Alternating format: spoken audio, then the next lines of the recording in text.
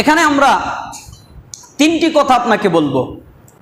একটি কথা হচ্ছে যে কুরবানির ক্ষেত্রে একা দেওয়া এবং ভাগে দেওয়া, আপনারা সবাই ভালো করে বুঝবেন, ভাগে দেওয়া জায়েজ, ভাগে দেওয়া কি জায়েজ, আর একা দেওয়া উত্তম।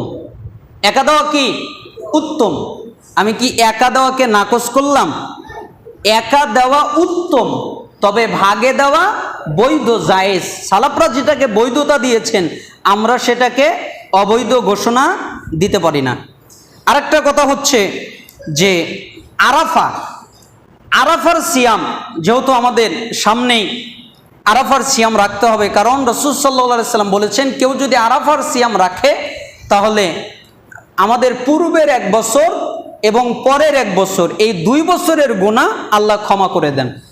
কোন দিনের সিয়াম পালন করলে? আরাফার সিয়াম পালন করলে। কারণ হাদিসে এসেছে মান সামা ইয়াউমা আরাফা গুফিরা লাহু যামবা সানাতাইনি মুতাতাবিআতাইনি, যে ব্যক্তি আরাফার দিন সাওম পালন করবে তার পূর্বের এবং তার পরের অর্থাৎ 2 বছরের পাপরাশি আল্লাহ সুবহানাহু ওয়া তাআলা মাফ করে দিবেন। অর্থাৎ 2 বছরের গুনাহ খাতা আল্লাহ সুবহানাহু ওয়া তাআলা ক্ষমা করে দিবেন, যেটা আমরা তাবারানির 5790 নম্বর হাদিসে পেয়ে যাই। এমনকি মুসলিমের 1163, আবু দাউদের 2425 নম্বর হাদিসেও এসেছে। এখন প্রশ্ন হলো আরাফার সিয়াম কোন দিন?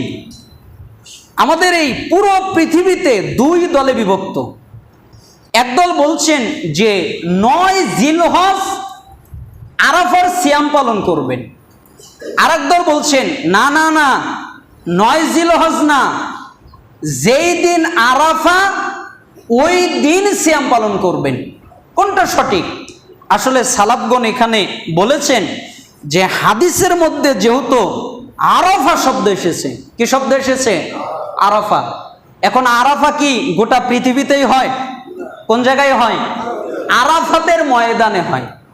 এই জন্য রাসূল সাল্লাল্লাহু আলাইহি সাল্লাম যেহেতু বলেছেন আরাফার সিয়াম পালন করতে, এই জন্য যেদিন আরাফার ময়দানে আরাফা হবে ওই দিন বাকি আরাফার বাহিরে যারা তারা সিয়াম পালন করবে।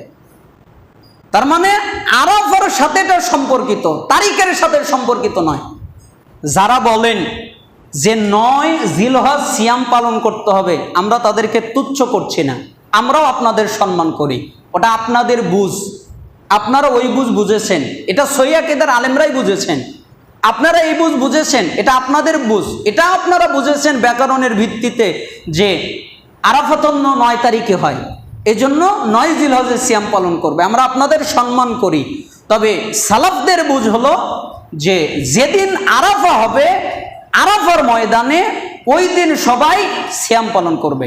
তাহলে আমাদের বাংলাদেশে কয় তারিখ হয়? 5 তারিখ। কয় তারিখ হয়? 5 তারিখ, বৃহস্পতিবার। তাহলে আমরা আরাফার সিয়াম পালন করব কোন দিন? বৃহস্পতিবার। বৃহস্পতিবারে আমরা আরাফার সিয়াম পালন করব। আল্লাহ সুবহানাহু ওয়া তাআলা আমাদের তৌফিক দান করুন। আরেকটা কাজ করব আমরা, আইয়ামে তাশরিক। আইয়ামে তাশরিক কখন থেকে পাঠ করব? এটা হচ্ছে 9 জিলহজ ফজরের সলাত থেকে, অর্থাৎ ফজর থেকে আমরা 13 জিলহজ আসরের সলাতে পর্যন্ত আমরা শেষ করব। তার মানে 9 জিলহজ। এবার অনেকে বলেন যে আইয়ামে তাশরিক তো আরাফার দিন থেকে পালন করতে হয়, পাঠ করতে হয়, কারণ আরাফা তো 9 তারিখ।